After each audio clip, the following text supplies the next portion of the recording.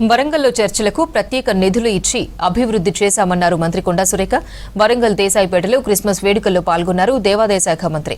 ప్రేమ, దయ, కరుణ అందరిపై చూపాలని ఇదే యేసు కోరుకుందన్నారు సురేఖ. బైబిల్ ఎన్నిసార్లు చదివినా కొత్తగా ఉంటుందన్నారు. క్రిస్టియన్ల సంక్షేమానికి ప్రభుత్వం కట్టుబడి ఉందన్నారు సురేఖ. క్రిస్మస్ పండగ రావడం చాలా ఆనందంగా హ్యాపీగా ఉంది. మా నియోజకవర్గంలో అన్ని చర్చల్లో కూడా పెద్ద ఎత్తున ఈ సంబరాలు జరుపుకుంటున్న సందర్భంలో ప్రభుత్వం తరఫున మేము ఇచ్చిన ఫీజు కూడా మొన్న ఇవ్వడం జరిగింది. దాంతో పాటుగా ఎవరైతే ఫాస్టర్స్ ఉంటారో వాళ్ళందరికీ కూడా బట్టల పంపిణీ కూడా చేయడం జరిగింది. ప్రభుత్వం ఇచ్చిన 2 లక్షలు కూడా వాళ్ళకే ఇచ్చి ఆ డ్రెస్సెస్ కుట్టించుకోమని చెప్పడం జరిగింది.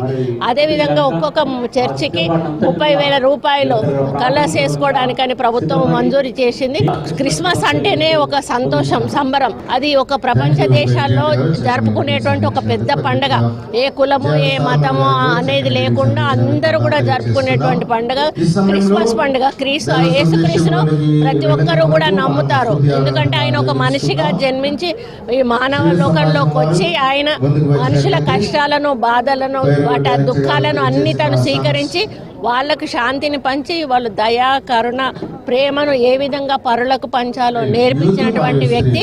ఇదే ప్రజల కోసం ఆయన శిలువ వేయించుకొని ఆయన ప్రాణాలు అర్పించి మళ్ళీ నేను తిరిగి వస్తాను అని చెప్పి 3వ రోజు మళ్ళీ ప్రజల్లోకి వచ్చి నేను ఉన్నాను, మీకు ఏది ఆపద వచ్చినా నేను ఉంటాననే పద్ధతిలో ప్రజలకు ధైర్యాన్ని చెప్పినటువంటి వ్యక్తి. కాబట్టి ఈ యొక్క పండుగను ప్రపంచమంతా కూడా చాలా పెద్ద ఎత్తున జరుపుకోవడం జరుగుతుంది. జనవరి 1 వరకు కూడా ఈ యొక్క పండుగ కంటిన్యూషన్ నడుస్తూనే ఉంటుంది. మనకి ఇక్కడికంటే కూడా ఇంకా విదేశాలలో చాలా పెద్ద ఎత్తున ఈ కార్యక్రమం చేసుకుంటారు. మన దగ్గర కూడా ఉన్నంతలో ఎవరికి ఉన్నంతలో వాళ్ళు ఈ పండుగను చేసుకొని వాళ్ళు హ్యాపీగా ఫీల్ అవుతారు.